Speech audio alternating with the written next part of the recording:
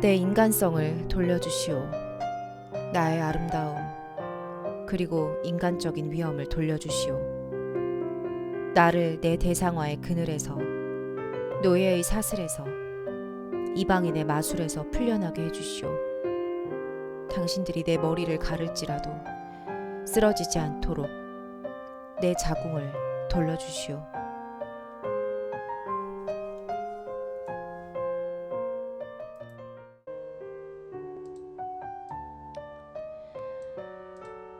지금으로부터 200년 전 남아프리카 공화국 케이프타운 인근에 사키바티만이라는 흑인 여인이 살고 있었습니다. 그녀는 프랑스 혁명이 일어나던 때에 태어났습니다. 당시 영국은 네덜란드가 선점했던 케이프 식민지를 획득하기 위해서 한창 전쟁을 벌이고 있는 상태였죠. 15살, 그녀의 약혼식 축제날 비극의 서막이 열리기 시작합니다. 그녀가 속해 있던 코이코이 부족 마을의 감투스 강가에서 약혼식 축제를 벌이던 중 백인 정찰대가 갑자기 그들을 습격하게 된 것입니다. 그 일로 인해 그녀의 아버지와 약혼자를 포함한 대부분의 부족민들이 몰살당하게 됩니다. 살아남은 자들도 모두 백인들에게 발각되어 어디론가 끌려가게 되었고, 그녀는 케이프타운으로 끌려갑니다. 케이프타운은 남아프리카의 수도예요. 케이프타운에서 살던 시절, 그러니까 끌려간 거예요. 지금 케이프타운에서 살던 시절에 영문도 모른 채 주인에게 매를 맞으며 일했던 노예와 다름없는 생활 속에 살던 그녀. 하지만 그녀는 선술집에서 노래를 부르며 자신만의 자유를 누리며 살아가게 됩니다.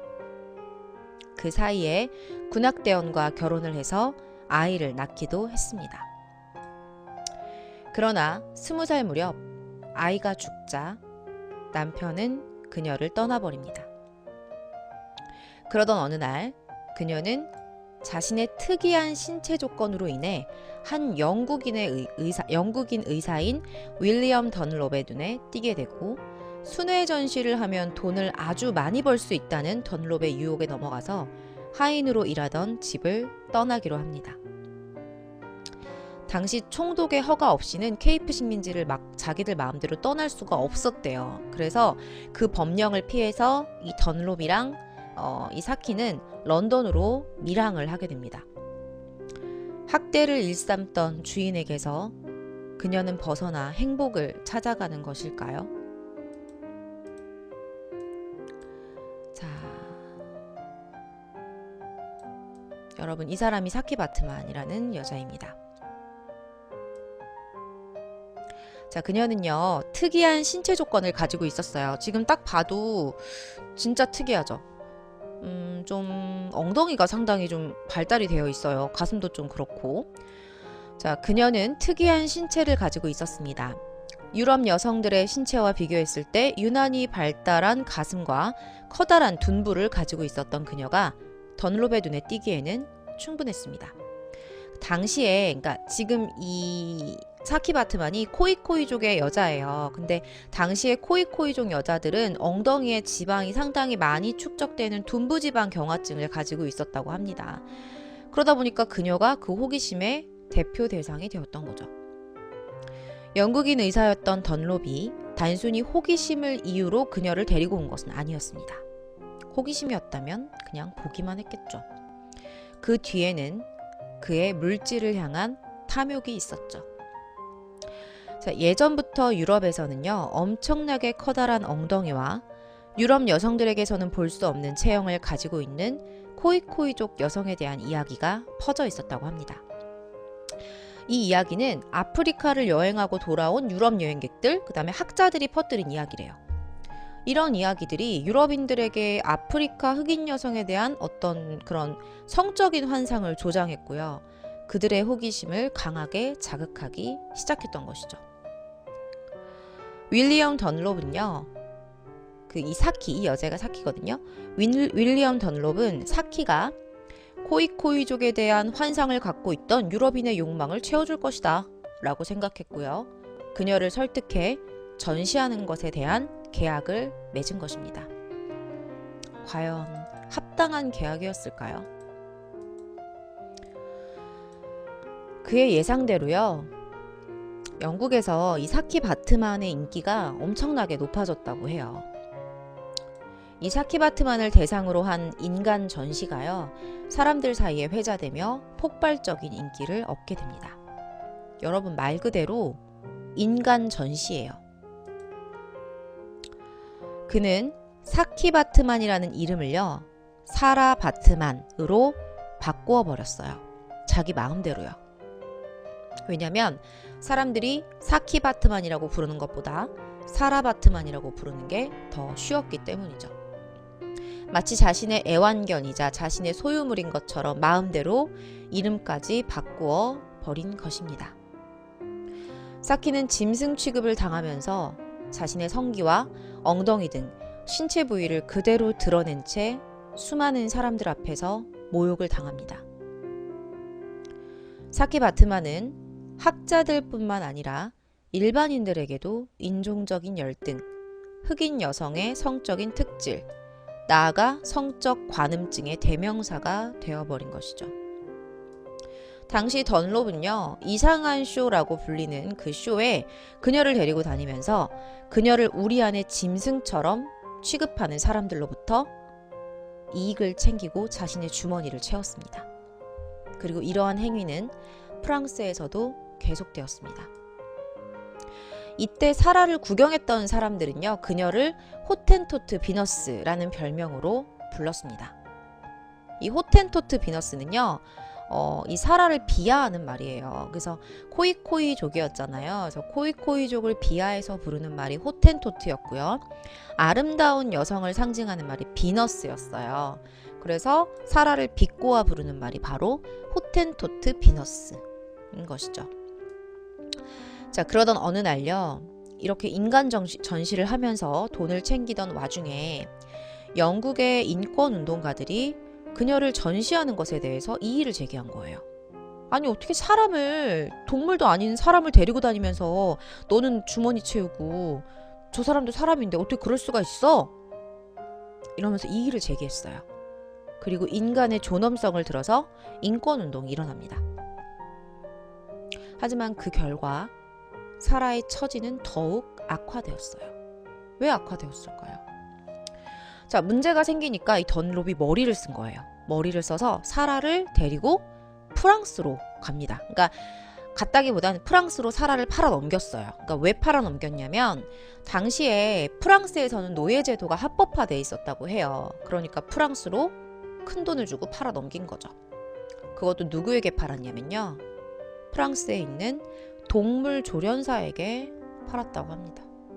사라는 사람인데 동물 조련사에게 사람을 팔았다고 하네요. 자, 그녀는 당시에요, 프랑스 전역을 떠돌아요. 떠돌면서 온갖 인간 같지 않은 취급을 받으며 살아갑니다. 그리고 그녀는 심지어 매춘도 강요당하기도 했고요. 알코올 중독에 빠지기도 했습니다. 약 5년 동안 자신의 몸을 보여주는 치욕적인 나날을 보내면서 살다가 1815년 1월 1일에요. 26번째 생일을 앞두고 프랑스 파리의 한 사창가에서 그녀의 참담했던 일생을 마감했습니다. 그녀의 죽음이요, 비극적인 일생의 과연 종지부였을까요? 그녀의 비유는요, 숨이 멎은 후에도 끝나지 않습니다. 자, 한 명 보여줄 사람이 있는데요. 이 사람이에요. 자, 프랑스의 해부학자였던 조프루아 생틸레르. 지금부터는 조프루아라고 부를게요. 자, 이 조프루아라는 사람은요, 프랑스의 동물학자이자 해부학자였던 사람이에요. 근데 이 사람이요, 사키에 대한 연구를 해요. 그리고 나서요, 이렇게 말합니다. 인간 중에 원숭이에 가장 가까운 종족이 사라의 부족인 코이코이족입니다. 라고 발표해요. 그러니까 그 말은 뭐냐면 이 코이코이족은 사람이 아니라는 거지. 원숭이에 가깝다는 거야. 원숭이 쪽으로 분류를 하기 시작합니다.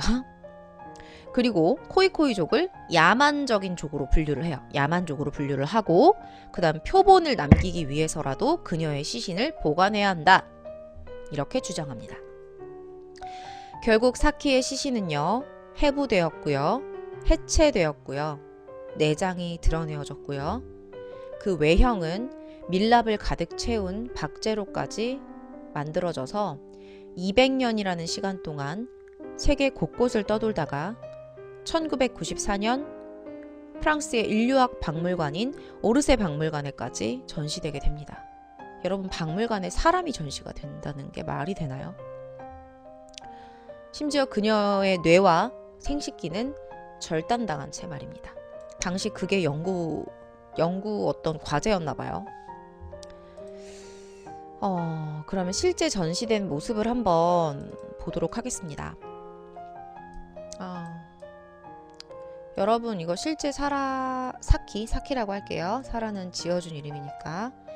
이게 실제 사키의 그 전시되어 있는 모습이에요.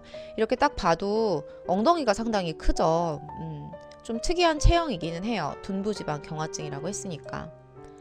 근데 이 사람을 밀랍으로 가득 채워서 본인의 의지와는 상관없이 자신들이 이렇게 전시를 해놓은 것이죠. 인권운동가들은요, 인종차별적인 그들의 행동을 문제 삼았어요. 하지만 학자들은 그녀가 죽기 전에 겪었던 수모는 아무런 문제가 되지 않는다 라고 말하면서 급기야 그녀의 뇌와 장기를 보관해두었던 유리병에서 꺼내요. 그리고 나서 유전자까지 확인을 합니다. 그렇게 연구를 했어요. 근데 연구 결과 그녀가 현생 인류와 한치의 오차도 없는 명백한 사람이라는 결론이 내려집니다. 아까 전에는 야만족이고 원숭이에 가까운 인류라고 말을 했었죠. 사람으로 안 봤다는 거예요. 자, 그녀는 이렇게 전시가 되어 있었어요. 아주 오랜 시간 동안.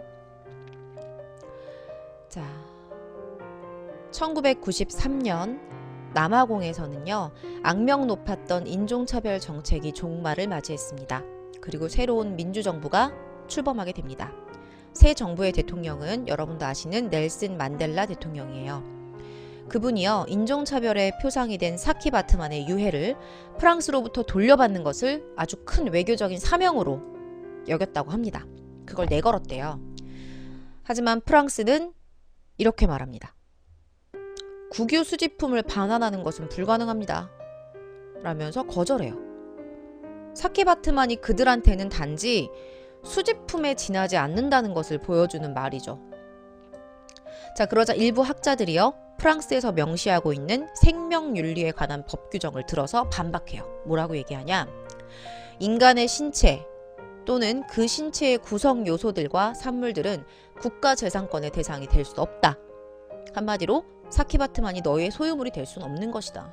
절대로 국유재산물이 아니다. 라는 규정을 들어서 반발하는 것이죠. 자, 그렇게 해서 결국 2002년 1월 29일에요. 프랑스는 들끓는 국제 여론을 감당하지 못하고 유해를 반환하기로 결정합니다. 당연히 반환을 해야죠.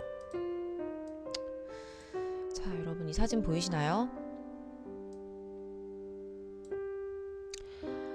15살의 사키.